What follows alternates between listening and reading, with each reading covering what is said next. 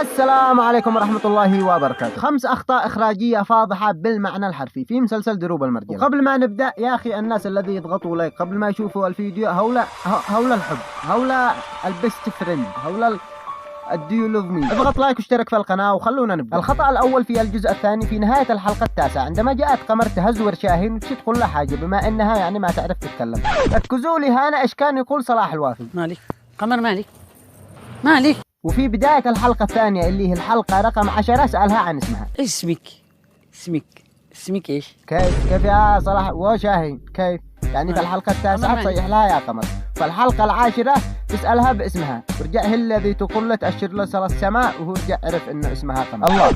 الله لك شو هيدا عن جد، شو هيدا على ما نضحكوا هولا. الخطأ الثاني كذلك في الجزء الثاني في الحلقة الثانية عندما مر صاحب هذا الديانة يشتي يمر من الخط، شاف انه الطريق مقطوعة، المهم جنب نزل عشان يوخر الحجار من الخط، وتفاجأ بقطاع الطرق يشتوا يسلبوها الجنبية. المهم حصل مشهد بطولي رجولي أمانة ينسب لهذا صاحب الديانة، ضرب الاثنين وطعونهم ويشتي فجأة، يعني لو ما راح يشتي يطلع للديانة فجأة الميت يصحى.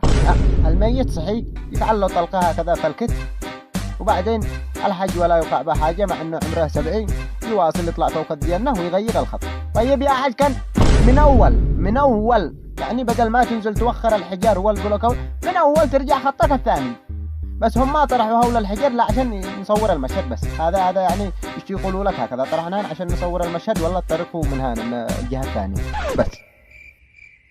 الخطأ الثالث في الجزء الثالث في الحلقة الأولى أمانة باشرونا وباشروا الشعب اليمني من أول حلقة من البداية. بدأوا المشهد يعني بموسيقى حزينة بمشاهد لواحدة يعني تنخل البن، واحدة تطحن، واحدة تحلب البقري، وبدون سابق انذار أدوا مشهد الكلب وهو جالس يمارس حياته الزوجية في الجبل بين العشب وبين الجو الطليق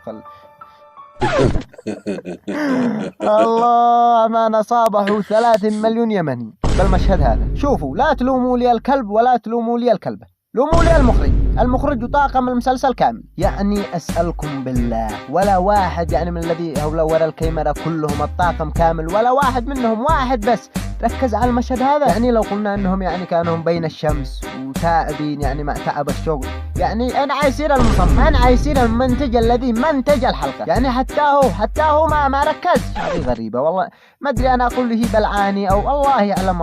اما الكلب هذا عاد يرفع قضية على المسلسل، قضية تشهير وتشويه سمعة. الرجال يعني في شهر العسل طلع الجبل يعني يمارس حياته الزوجية، يشتي كلب هكذا كتكوت بوليسي، قوموا تصوروا وتشهروا به وتسمعوا بأمة الصلاة. ما بيننا لا ما بينكم وبينها المحكمة وأنا الشاهد و40 مليون يمني شاهدين والقوا. المهم أغلاط المسلسل من أول ما بدأ من الجزء الأول إلى الجزء الثالث هذا، وعاد إحنا في الحلقة الرابعة، عاد لو ما يكمل الجزء الثالث عاد الله أعلم يا كم يا غلطة. يعني المسلسل أغلاطه كثيرة. مثلا عندك هذه اللقطة أو هذا المشهد، المرأة وهي تتصل لصاحب الديانة تتصل لزوجها وتطمنه احنا بعيدين من القفص او من القفص، تمام احنا بعيدين من القصف او المهم تجي لقطة القصف وهي تفتجع قبل ما يجي القصف نفسه، قبل حتى ما لو تركزوا على الطيقان هؤلاء قبل ما يجي الضغط حق الهواء حق الصاروخ. هي اسألكم بالله هذا. وعندك اللقطة هذه حق شاهين لما تعطل بالسيارة بالشاص هو رشاه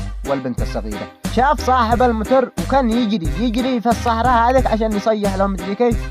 المهم اجت المشهد اللي بعده وهو واقف مسند مريع. هذه واحدة انا ما حسبتها ضمن الاخطاء ولكن هذه من ضمن الاخطاء الصغيرة. وعندك هذيك الثالثة صاحب الديانة وهو يتصل مدري يسجل فيديو لمرته ومدري من قبل ما يموت يعني بعد ما جرح.